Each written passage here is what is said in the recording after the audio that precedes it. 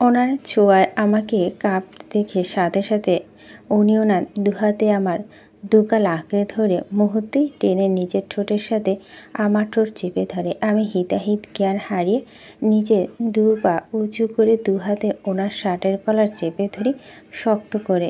সাথে আবেশে নিজের দু চোখ বন্ধ হয়ে আসে। হৃদ মায়াতে মত্ত হয়ে আছে। আজ বড্ড উন্মাদ হয়ে উঠেছে হৃদ।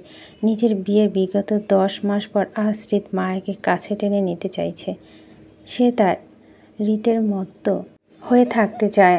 তার হৃদকে কিছুই বোঝাতে চায় না, তাই মায়াকে গভীরভাবে ছুঁয়ে দেয়। আর সেই ছোঁয়ায় মায়াকে কাঁপতে দেখে নিজে আর ধরে রাখতে পারেনি হৃদ। তাই মায়া কিছু বুঝে ওঠার আগে হুট করে হৃদ নিজের ঠোঁটের সাথে মায়ার ঠোঁট চেপে ধরে, দীর্ঘ চুমুতে মেতে ওঠে। 5 মিনিট পর হৃদ মায়াকে আস্তে আস্তে ছেড়ে দিয়ে মায়ার কপালে নিজের কপাল ঠেকায়। দুজনের নিঃশ্বাস ওঠানামা করছে দ্রুত গতিতে। হৃদ 2 সেকেন্ড মায়াকে দেখে আবারও মায়ের ঠোঁটে শব্দ করে চুমু খায়। তখনও মায়া চোখ বন্ধ করে দুহাতে হৃদের শার্টের কলার চেপে ধরে ছিল। পা উঁচু করে হৃদ মায়াকে শব্দ করে চুমু খেয়ে সাথে সাথে এক হাতে মায়ের কোমর শক্ত করে চেপে ধরে নিজের সাথে মিশে উঁচু করে দেয়ালে চেপে ধরে মায়ের ঠোঁটে আবারও শক্ত করে ছোট ছোট চুমু খেতে থাকে পরপর, কোনো থামাথামি নেই। আজ তার পিচ্চি বউকে ভালোবেসেই দম নেবে, তার আগে নয়। হৃদের এমন রোমান্টিক আচরণের সাথে মায়া পূর্ব পরিচিত নয়, তাই কি করবে কিছু ভেবে না পেয়ে হিতাহিত জ্ঞান হারিয়ে ভ্যা ভ্যা করে কান্না করে ওঠে। মায়ার কান্নার আওয়াজ হৃদের কানে যেতেই চোখ তুলে তাকায় ওর দিকে। মায়া এমন কান্নার মানে বুঝতে পারছে না হৃদ, তাই কিছুটা কনফিউজড হয়ে কৌতূহল চোখে তাকাতে মায়ার নাক টেনে টেনে কান্নার সুরে বলে ওঠে, আপনি আমাকে শ্বাসরুদ্ধকরভাবে মারতে চান? আমি যাতে নিঃশ্বাস নিতে না পারি তাই এমন করছেন আমার সাথে? হৃদ মায়ের কথা মানে বুঝতে পেরে মজার ছলে ঠোঁট কামড়ে হেসে আস্তে করে বলে ওঠে, তোমাকে রোজ শ্বাসরুদ্ধকরভাবে মারবো আমি। এবার থেকে অনেক ছাড় পেয়েছো তুমি, সেটা পাবে না আমার থেকে। তোমাকে বড় হতে হবে আমার জন্য। আমি নিজে তোমাকে সবটা শেখাবো, সেটা যেন তোমাকে রোজ এমন সব শ্বাসরুদ্ধকর রোগে ভোগাবো আমি। আমি দাদিকে বলবো আপনি আমাকে নিঃশ্বাস নিতে দেন না, আমার ঠোঁট চেপে ধরে রেখেছেন। তাই বলতে পারো লজ্জা নামক সিস্টেমটা আমার মধ্যে নেই, তাই আমি সবার সামনে সেম কাজটি করতে পারবো বরাবর। আর সাথে এটা বলবো যে তুমি আমার কলার চেপে ধরে কাছে টেনে নিচ্ছিলে বারবার। সোজাসাপটা উত্তর। হৃদের কথা মায়া হৃদের কলারের সাথে সাথে ছেড়ে দিল। সে হৃদের বাহুডর থেকে ছাড়া পায় না, বরং আরও গভীরভাবে আটকে পড়ে। হৃদ মায়াকে কলার ছাড়তে দেখে আরও শক্তভাবে জড়িয়ে নেয় নিজের সাথে। মায়া যাতে ছুটতে না পারে তাই ওকে দুহাতে আটকে উঁচু করে রাখে, ফ্লোর থেকে দেয়ালে চেপে ধরে। এতে করে মায়া আরও হৃদের কলার চেপে ধরে ভয়ে ভয়ে নজর হৃদের দিকে তাকিয়ে থেকে বলে ওঠে, আমি ইচ্ছে করে আপনার কলার চেপে ধরিনি তো। আপনি তখন ওইভাবে ছোঁয়ায় আমার কেমন কেমন জানি লাগে। আমার শরীর কেমন রোগী টাইপের কেঁপে কেঁপে ওঠে। আমি সহ্য করতে পারি না এটা। আমার এমন কেন হয় অসহায়ভাবে? হৃদ মায়ের কথাগুলো শুনে শান্ত দৃষ্টিতে ওর দিকে তাকিয়ে থেকে মায়ের কপালে কপাল ঠেকে পরে আস্তে করে বলে ওঠে, তুমি কঠিন রোগে আক্রান্ত হচ্ছ, তাই এবার থেকে তোমার এমনটাই হবে। তুমি আমার নতুন রোগে আক্রান্ত হবে। দিনের পর দিন মায়া হৃদের কথা মানে বুঝতে না পেরে ভয়ে কাচুমাচু করে আস্তে করে বলে ওঠে, দাদি যাব আমি। স্বামী থাকবা তুমি। আমার মন ভরেনি, তাই কোথাও যাওয়া হবে না তোমার। চুপচাপ থাকো, আমাকে আমার কাজ করতে দাও বলে হৃদ আবারও মত্ত হয়ে ওঠে। মায়া গলার নিচে মুখ গুজাতে হাত হালকা করে আসে হৃদের, আর সেই সুযোগটা কাজে লাগায় মায়া। নিজেকে কঠিন রুগী ভেবে ঠাস করে নিচে বসে যায় মায়া। হৃদের বাহুডোরে ফাঁক দিয়ে মায়া এমন হঠাৎ কাজে মুহূর্তে হৃদ ভ্যাকাচাকা খেয়ে যায়। কি হয়ে বুঝতে নিচে দিকে তাকাতে মায়ার চোখ ইশারায় দৌড় লাগায় দরজার দিকে। হৃদ মায়াকে নিজে থেকে পালাতে দেখে সেও দৌড় দেয় মায়ার পিছন পিছন। কিন্তু হৃদ মায়াকে হাত বাড়িয়ে ধরতে যাওয়ার আগে মায়া দরজা খোলে। কোনো দিক না তাকে নুপুরে ঝনঝন শব্দ ভো দৌড় দিয়ে ছাদে স্টেজে সবার উদ্দেশ্যে, আর মনে মনে আহরে থাকে আর যাই হোক এখান থেকে হৃদের এমন কঠিন রোগে আক্রান্ত হতে পারবে না। তাই মনে মনে আবারও সিদ্ধান্ত নেয় যে হৃদের সামনেও আসবে। আর হৃদ মায়ের পিছন পিছন দৌড়ে মায়াকে ধরতে না পেরে মাঝ রাস্তায় দাঁড়িয়ে পড়ে, কোমরে দুহাত রেখে। পরে মায়া ভৌদৌড় দেখে হেসে ওঠে মায়ার পিছন থেকে, চিল্লিয়ে বলে ওঠে, হৃদ পালিয়ে লাভ নেই, তুমি আর বাঁচতে পারবে না আমার থেকে। যেখানে যাবে ঘুরে ফিরে আমাতেই পাবে তুমি। হৃদ নামটি কানে আসতে মায়া থামে। অজানা এক অদ্ভুত অনুভূতি কাজ করে মায়ের মনে, বুক ধুকপুক করে ওঠে এই হৃদ নামটি শুনলে। মুহূর্তে কেঁপে ওঠে সারা শরীর। মায়া ধীর গতিতে পিছনে ফিরে তাকায় হৃদের দিকে। করুণভাবে হৃদ মায়াকে নিজের দিকে ঘুরতে দেখে, ঠোঁট কামড়ে হেসে আবারও দৌড় লাগায় মায়াকে ধরতে। মায়া হৃদকে নিজের দিকে দৌড়াতে দেখে চমকে ওঠে, আবারও দ্রুততার সঙ্গে দৌড় দেয় ছাদের উদ্দেশ্যে। দাদির আঁচল ধরে দাঁড়িয়ে আছে মায়া। দৃষ্টি তার নিহা। হলুদ স্টেজ থাকলেও মন ছুটে চলছে চারপাশ। তাই বরাবর স্টেজ থেকে চোখ সরিয়ে ভয়ে ভয়ে নজরে চুপচাপ চারপাশে চোখ বুলাচ্ছে, অনাকাঙ্ক্ষিত ব্যক্তিটি কোথায় আছে তা জানতে। চারপাশ হৃদকে কোথাও দেখতে না পেয়ে স্বস্তির নিঃশ্বাস ফেলে মায়া। হৃদ থেকে বাঁচার জন্য মূলত মায়া তার দাদির আঁচল ধরে দাঁড়িয়ে আছে। তখন হৃদ থেকে দৌড়ে পালিয়ে এসে দাদির আঁচল ধরে দাঁড়িয়ে আছে মায়া। দাদির আঁচলটা তার একমাত্র নিরাপদ স্থান বলে মনে হচ্ছে এই মুহূর্তে। হৃদ মায়ার সাথে মিল রেখে নিজের হলুদ রঙের রাঙিয়েছে হলুদ পাঞ্জাবিতে সাদা ধুতি সালোয়ার পরেছে। নিজের এক হাত দিয়ে অন্য হাতে হাতা ফোল্ড করতে করতে সিঁড়ি বেয়ে উঠে আসতে হৃদ কিলার স্টাইল দিয়ে। পরে ছাদে উঠে নিজের হাত থেকে দৃষ্টি সরিয়ে চারপাশে চোখ বোলায়। চারপাশে সবাইকে নিজের দিকে অবাক হয়ে হাঁ করে তাকাতে দেখে কপাল কুঁচকে এলো হৃদের। নিজের এক প্রকার দেখে নিয়ে আবারও তাকায় সামনে। আজ প্রথম পাঞ্জাবি পরেছে সে, তাও আবার বউয়ের সাথে। হয়তো পাঞ্জাবি বিষয়টি কোনো কালে পছন্দ নয় তার। সবাইকে নিজের দিকে এভাবে তাকাতে দেখে বিরক্ত হয়ে চারপাশ চোখ বোলায় আবারও। যার জন্য এত কষ্ট করে পাঞ্জাবি পরল সে, তাকে তো দেখতে হবে তার এই নতুন রূপটা। যার জন্য সে এত কষ্ট করলো তাকে দেখাতে না পেরে আরও বিরক্ত প্রকাশ করছে হৃদের ফেসে। হৃদ এমনিতে নেশাক্ত সৌন্দর্য অধিকারী, তার ওপর আবার এই প্রথম পাঞ্জাবি পরেছে, এতে যেন আর নেশাক্ত ধাপটা কয়েক গুণ বেড়ে যায়। হৃদের এমন নেশা ধরালো রূপ মত্ত হয়ে সবাই হাঁ করে গিলে খাওয়ার টাইপে তাকিয়ে আছে। হৃদ বিরক্ত নিয়ে কিছুটা এগিয়ে আসে সামনের দিকে, পরে থেমে নিজেকে স্থির রেখে ডান হাতে দুই আঙ্গুল দিয়ে কপালে স্লাইড ঘষতে ঘষতে নীরবে ব্রাউন চোখ জোড়া দিয়ে চারপাশে মায়াকে খুঁজতে থাকে। কোথাও মায়াকে দেখতে না পেয়ে কপাল কুঁচকে এলো তার। আর ভাবতে থাকে হঠাৎ করে মেয়েটা হাওয়া হয়ে গেল নাকি, যার কারণে এখন খুঁজে পাচ্ছে না সে।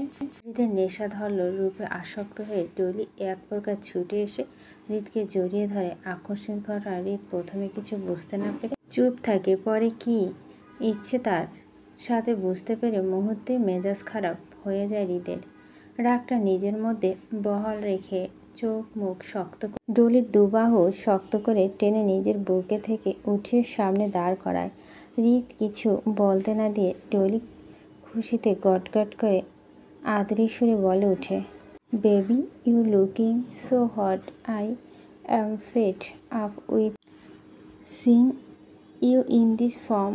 হৃদ ডলির কথা শুনে নিজেকে আর ধরে রাখতে না পেরে দুহাত মুষ্টিবদ্ধ করে রাগে ডলির দিকে তেড়ে যেতেই থেমে যায় সে। দৃষ্টি যায় স্টেজের কোণা হেনা খানের আঁচল ধরে দাঁড়িয়ে থাকা মায়ার উপরে। মায়া এক দৃষ্টিতে তাকিয়ে আছে ওদের দিকে পলকহীনভাবে। মায়াকে এভাবে তাকে তাকিয়ে থাকতে দেখে হৃদ মুহূর্তে শান্ত হয়ে যায়। সেও মায়ার দিকে শান্ত দৃষ্টিতে তাকায়। ডলি হৃদকে নিজের দিকে তেড়ে আসতে দেখে ভয়ে সিটিয়ে যায় মুহূর্তে। হৃদকে থেমে যেতে দেখে কপাল কুঁচকে এলো তার। হৃদকে সামনের দিকে তাকাতে দেখে সেও হৃদের দৃষ্টি অনুসরণ করে পিছনে ঘুরে তাকায়। সাথে সাথে চোখের পলকে স্টেজের কোণায় মায়াকে ওদের দিকে পলকহীনভাবে তাকিয়ে থাকতে দেখে তেলে বেগুনে জ্বলে ওঠে ডলি। পরে হৃদ আর মায়া পরস্পরের দিকে তাকিয়ে থাকতে দেখে শয়তানি বুদ্ধি চাপলো ডলির মাথায়। সে এক হাতে হৃদের গলা জড়িয়ে ধরে অন্য হাতে হৃদের বুকে আঁকিবুকি করতে করতে মায়াকে দেখিয়ে দেখে ন্যাকাম্য সুরে বলে ওঠে, বেবি আমি জানতাম তুমি আজ পাঞ্জাবি পরবে। আমার কথা চিন্তা করে তুমি পাঞ্জাবিটা পরেছ, তাই আমি আজ অনেক happy. Love you baby, love you so much. Hrid আর ডলি সবটা নীরব দর্শকের মতো শ্রবণ করছিল মায়া অসহায় দৃষ্টিতে। হৃদের এতটা কাছে ডলিকে দেখে অনুভূতি শূন্য হয়ে আস্তে করে চোখ ফিরিয়ে নেয় সে। কেন জানি মায়া আর কিছুতে দেখতে ইচ্ছে করছে না, যেহেতু বড্ড চোখ দুটো জ্বলছে তার। মায়াকে নিজের থেকে বেখেয়ালিভাবে দৃষ্টি সরিয়ে নিতে দেখে চোখ মুখে হিংস্রতা ফুটে ওঠে হৃদে। সে হিংস্রতার রেশ ধরে ডলিকে আবারও টেনে দাঁড় করায় সে। পরের আগে রিরি করতে করতে দাঁত চেপে বলে ওঠে, নিজের বউ ছাড়া পর নারীকে কখনোই ছুঁয়ে দেখিনি আমি, সেটা যেভাবে হোক না কেন। আমার কাজে ঝামেলা সৃষ্টি করিস না। নিজের ভালোটা পাগলে বোঝে, নিজের মাথাটা মায়া কর। অকারণে এটাকে হারাতে না হয় তোকে, তাই আমাকে আমার মতো থাকতে দে। এক কথা বারবার বলা মানুষ আমি না। হৃদের এমন কথা মানে বুঝতে পারে ডলি। হৃদ কি আর সে কি করতে পারে সবটা জানা তার। হৃদকে ভালোবেসে বলে বারবার ছুটে আসে হৃদের দিকে, নয়তো সে কখনো হৃদ নামক ভয়ানক প্রাণীর সামনে আসতো না। ডলি হৃদের কথাগুলো শুনে বারবার কয়। শুকনো ঢোক গিলে সে জিহ্বা দিয়ে ঠোঁট ভিজিয়ে নেয়। হাত পা প্রচণ্ড রকমের ঠান্ডা হয়ে আসছে তার। ভীতু চোখে তাকাতে হৃদের দিকে। হৃদ কথাগুলো বলেই হনহন করে স্টেজের দিকে চলে যায়। হৃদ চলে যাওয়াতে হাঁপ ছেড়ে বাঁচে ডলির, সাথে সাথে রাগ হয় প্রচুর। কি নেই তার, সবই তো আছে। সে কি মায়া থেকে কোনো অংশে কম নাকি? বরং বেশি হবে। চোখ বুলানো সৌন্দর্য তার, যা মুহূর্তে শত শত ছেলেকে পটাতে পারে। তাহলে কেন হৃদ তাকে দেখতে চায় না? কেন তাকে ভালোবাসে না হৃদ? সে যদি হৃদকে না পায় তো হৃদে বেঁচে থাকার কারণটাকেও মেরে দিবে সে। এতে যদি তার নিজেকেও মরতে হয় তো হবে, তার সাথে করে মায়াকেও মরতে হবে। তার আগে নয়। যদি হৃদ তার না হয় তো অন্য কারো হতে দিবে না সে। কথাগুলো ভেবে পৈশাচিক আনন্দ পায় সে মনের মধ্যে। হৃদ স্টেজের সামনে গিয়ে দাঁড়ায় অহেতুক চারিপাশে চোখ বুলে ঘাড় বাঁকা করে আবারও মায়ার দিকে তাকায়। মায়া তখন মন খারাপ করে নিচের দিকে তাকিয়ে আছে, ওপর দিকে তাকাচ্ছে না পর্যন্ত। হৃদ মায়ের এমন করার কারণটা প্রথমে বুঝতে না পারলেও পরে বুঝতে পেরে ঠোঁট কামড়িয়ে হাসে সে। তার পিচ্চি বউ তাকে নিয়ে জেলাস ভাবতে আনন্দে ঢেউ খেলে যায় তার মনের মধ্যে। হৃদ এক হাতে ওয়ান এ গ্লাস নিয়ে দাঁড়িয়ে আছে, বার কয়েক সেই গ্লাসের চুমুক বসায় মায়ার দিকে শান্ত দৃষ্টিতে তাকিয়ে থেকে। মায়া তখনও চুপচাপ মন খারাপ করে নিজের দিকে তাকিয়ে আছে। হাতে হেনা খানের আঁচলটা বারবার পেঁচাচ্ছে। হৃদ সেটা শান্ত দৃষ্টিতে পর্যবেক্ষণ করছে নিঃশব্দে। মায়া নিজের অস্থিরতা ধরে রাখতে না পেরে আস্তে করে দিয়ে মাথাটা উঁচু করে সামনের দিকে তাকায়। সাথে সাথে দুজনের চোখাচোখি হয়। হৃদকে নিজের দিকে তাকিয়ে থাকতে দেখে সেও চুপচাপ তাকিয়ে থাকে হৃদের দিকে। হৃদ মায়াকে নিজের দিকে তাকিয়ে থাকতে দেখে একটা ভুরু উঁচু করে ইশারা করে। কি হয়েছে জানতে চায় মায়া। হৃদের ইশারা দেখে কিছু না বলে আবার চুপচাপ নিজের মাথাটা নিচু করে দাঁড়িয়ে পড়ে।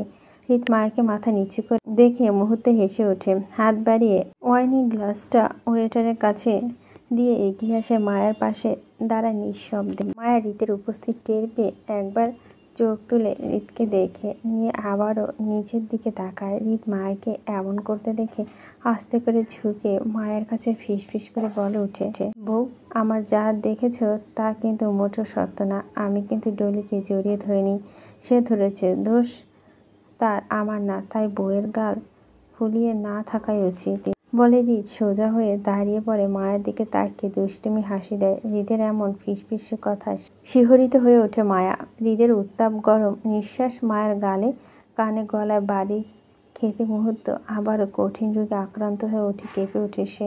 পরে আস্তে করে হৃদের দিকে তাকায় অসহায় দৃষ্টিতে। পরে করুণ কণ্ঠে বলে ওঠে, আমি গাল ফুলাই? বউ আমার গাল ফুলে থাকলে আদর আদর লাগে বেশি, আর ডলি আপু করলে? মায়া মুখ ডলি নাম শুনে আবারও ঝুঁকে পরে মায়ার দিকে। পরে আস্তে করে বলে ওঠে, জলে বুঝি? কথাটা বলে হৃদ মায়ের কানে শব্দ করে একটা চুমু খায়। পরে সাথে সাথে মায়ের গালে একটা চুমু খায় স্বাভাবিকভাবে দাঁড়িয়ে পরে মায়ের পাশে। আর মায়া হৃদের হঠাৎ এমন কাণ্ডে ভড়কে যায় সে। সন্ধ্যা থেকে কি হচ্ছে তার সাথে কিছুই বুঝতে পারছে না সে। হৃদের এমন সব কাণ্ড মায়া বারবার শিহরিত হচ্ছে। নিজেকে কঠিন রোগী টাইপের মনে হচ্ছে, কারণ হৃদের ছোঁয়া বারবার কেঁপে কেঁপে ওঠা তার কাছে সহ্য হচ্ছে না। তাই এক হাতে গাল চেপে ধরে হৃদের দিকে তাকিয়ে আছে অসহায় ফেস করে। হৃদ ডোন্ট কেয়ার ভাব নিয়ে সামনে তাকায়। হৃদ মায়ের গালে শব্দ করে চুমু খাওয়াতে সেই চুমুর শব্দ হেনা খানের কানে আসতে পাশে ফিরে তাকায় মায়ার দিকে। মায়ের সাথে হৃদকে দাঁড়িয়ে থাকতে দেখে ভুরু কুঁচকে হেনা খান পর কৌতূহল হয়ে হৃদকে প্রশ্ন করে ওঠে, এই তুই এখানে ওর পাশে কি করছিস? তীক্ষ্ণ দৃষ্টিতে হৃদ চোখ মুখ কুঁচকে ঠোঁট উল্টে বলে ওঠে, কিছু না। তাহলে অন্য কোথায় গেলে দাঁড়া। ওর পাশে কেন দাঁড়িয়ে আছিস? ও আমার বউ হয়। তা হৃদ হেনা খানের হাঁপ ছাড়া উত্তর দিয়ে জায়গা ছেড়ে প্রস্থান করে সাথে সাথে। আর হেনা খান হৃদের কথায় হাঁ হয়ে থাকে। হৃদে আজকাল কথাগুলো সব কেমন যেন সবার মাথার উপর দিয়ে যায়।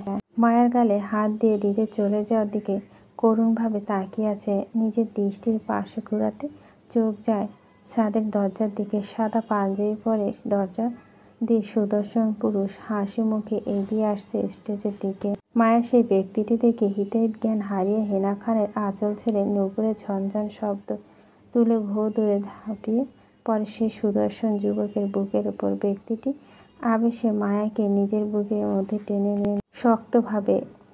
হৃদের কানে মায়ের নুপুরে ঝনঝন শব্দ আসতে পিছনে ফিরে তাকাতে চোখ পড়ল মায়াকে কারো বুকের উপর ঝাঁপিয়ে পড়তে। মায়াকে কারো বুকে মুখ লুকাতে দেখে সাথে সাথে চল শক্ত হয়ে আসে তার।